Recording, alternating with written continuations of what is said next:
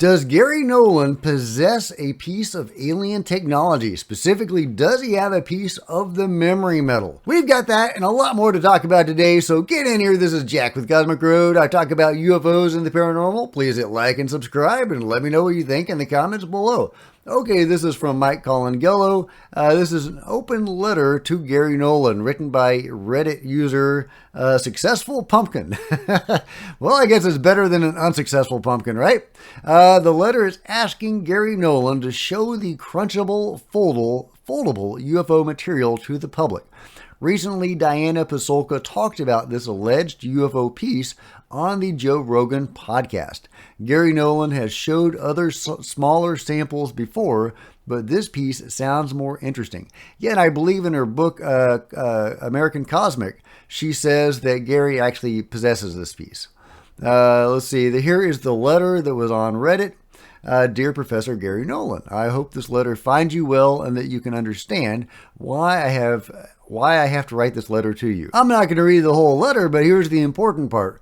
Understanding the complexities of such findings and the need for scientific scrutiny, I would kindly ask you to share this foldable piece of metal with the public. This would not only lend credibility to Ms. Pasulka's report, but would also make an important contribution to the ongoing discourse on U.A.P. and the need for transparency. And the interesting thing is that Garry Nolan has actually responded to all this. Here's a tweet from Joe Emergia saying, Nolan kept the piece that unfolds? ? Garry Nolan says, no. Poof. I love it. So there you go, a blatant dismissal from Garry Nolan. But there is still more. Dear Dr. Garry Nolan, if I took that metallic piece and crumpled it in my hand, how long would it take to straighten out on its own once my hand was opened? Garry says, forever and never. Sorry to disappoint. So Garry wasn't as impressed by this piece of metal as we all were hoping it would be. It's not as impressive as we were hoping it would be. So, but there you go. Garry is not denying that he did indeed see and view and interact with this metal, but he is saying blatantly that he does not have it. He goes on to say, I would never lie or tell a purposeful untruth about these matters. Have I been wrong? Yes. Who has not? One of the things I have found is that talking about something before you have the complete story is a huge mistake. People run with your speculation and turn it into fact. That's not good science. Time and resources are always an issue to get that science right. So there you go. Oh, and here's one more. Do you feel like you're making good progress in turning some of your speculations into facts? And Garry says yes. So I guess we have that to look forward to. But there you go. There is the story as I know it about Garry Nolan and the memory metal. Meanwhile, Danny Sheehan gives us an update on when to expect Lou Elizondo's book. When should we expect Luis Elizondo's book to be released? At least can you give us at least a rough idea of when we should expect that, or ideally an exact release date? But 6 weeks. 6 weeks from now. Yeah. Yeah, it's in the final stages now of being cleared by the Defense Department in final little edits that need to be made. But they're limited, and it'll be made available. And there's going to be a video, a major documentary that's going to be coming out also that Lou has been working on, and other people have been working on this to try to have a major coming forward with more information about this. Man, I can't wait for the book. I can't wait for the doc. Could this be some of the furniture wrecking that they've been talking about? Because the timeline adds up. They've been talking about starting to wreck the furniture as early as January or February. If, according to Danny Sheehan, this book would come out, I guess, in February. This interview just dropped a few days ago. I don't know how long Unraveling the Universe had been sitting on it before releasing it. But if it was released shortly after the interview was done, then we're probably looking at February for the book release. We're also going to get David Grush's op-ed in February. So February could turn out to be a very juicy month. So prepare to get excited for February. But of course, with all of this, as with all of this, don't hold your breath. But let's be optimistic and keep pushing things forward. Speaking of things to come, Hae Masan says to give him a little time. Let me minimize my head so y'all can read the subtitles better.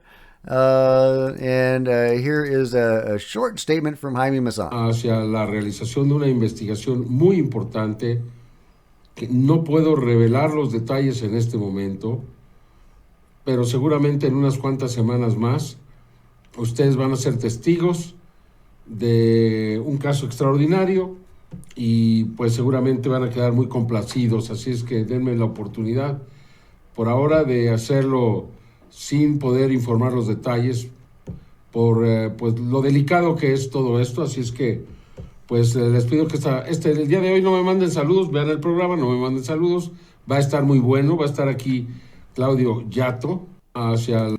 Okay, so there you go, Hae Masan talking about the Nazca mummies. It's unclear from the statement if he's talking about the giant bodies that he teased last week, or else the gray type of entity that was teased before that. So I'm hoping for either, obviously, a giant alien body or multiple giant alien bodies. It's definitely going to be more dramatic and buzzworthy, and to get the attention of the world more than another little being will. But either way, it's very exciting. I'm excited. So I look forward to some, hopefully jaw-dropping Nazca mummies to be released in the near future. Give him a few weeks, he says. Meanwhile, a new UFO video released by Chris Bledsoe of an orb-like object. Here, and there it is. It's going right over the pond. Totally silent. Now it's dimming down. Thank you. You can see it getting dimmer. Dimmer. Thank you for revealing yourself, Orb. I appreciate that. And thank you for Chris for posting that video and all your other awesome videos. Hope to have Chris on the channel someday to talk about some of this stuff. I'm hoping he will release some of the juicier UFO footage that he has talked about. For example, the strange craft flying over the water and other stuff that was very close and very near to the camera and very clear. So I really can't wait to see some of that footage. I hope he starts releasing that. Apparently, the phenomenon, the lady, has given him permission to release this stuff. So I'm a little confused why he's still sitting on that juicy footage. Maybe he's waiting for a documentary or some major, opportunity to release that stuff. But either way, I love Chris, and thanks for sharing this pretty cool UFO orb. Meanwhile, check this out. It's not alien, but it's almost alien. It's pretty cool anyway. We talk about jellyfish UFOs. Well, there's an actual jellyfish, and that is a beautiful jellyfish. Man, I write a series of books about a crazy sea with all sorts of exotic, strange creatures in it. And that one would fit right in. I love it. Last but not least, check out this Reddit post comparing the Nazca mummies with the alien body or whatever it was that was found in Russia. Now, a lot of people think that has been debunked or discredited, and there was a body shown that was made of like a chicken skin and wood. You can even see the toothpick coming out of this right there. You can see the toothpick coming out. And but the idea that I've heard is that it was possibly a genuine event, that the people that found the body were forced to recant, and then this fake body was made of chicken skin to discredit the genuine event. Now, I don't know if that's real or not. I have no skin in the game on that particular incident. But what I do find possibly confirming the validity of the incident is this right here. The pits and the cheeks are just too much for two unrelated hoaxes, and that is comparing the pits and the cheek of the Russian alien body or whatever it was with the pits and the cheeks of the Nazca beings.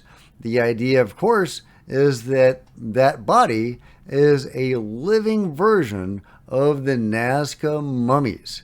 And there you go. Here is the overlay, the X-ray overlay of the Nazca being, of one Nazca being, over the Russian entity or whatever it was. And this is what we're showing here right here is the original footage, still from the original video. And you can see the hip joints and the shoulder joints, the length of the arms, and we know the shape of the head is just basically bang on. So yeah, so are we looking at well, that I think that maybe that's the fake right there, but that's pretty much what it looked like. Is that a representation of a recently deceased Nazca being? I don't know, guys, but it's a really interesting story and a really interesting connection between those incidents. And I mean, that's what it could be. There could be living Nazca beings running around planet Earth today. Some of them, should stay out of the snow in Siberia.